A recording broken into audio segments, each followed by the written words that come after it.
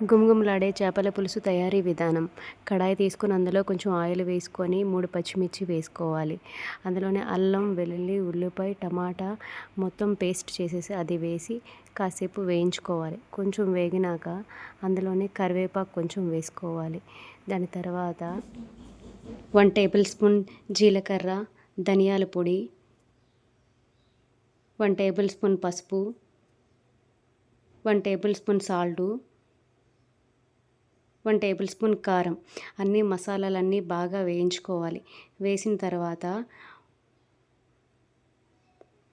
1/2 litre చింతపండు పులుపు వేసుకోవాలి అందులో. ఇది ఒక 5 నిమిషాలు మగ్గిన తర్వాత ముందుగానే మ్యారినేట్ చేసి పెట్టుకున్న చేప ముక్కలన్నిటిని అందులో ఒక్కొక్కటిగా వేయాలి.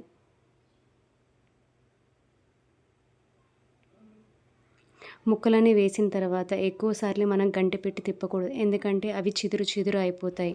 ఇట్లా పులుసు వేసుకున్న తర్వాత 20 నిమిషాలు మరగబెట్టిన తర్వాత ఇట్లా ఫైనల్గా కొత్తిమీర వేసి మనం గార్నిష్ చేసుకుంటే సరిపోతుంది.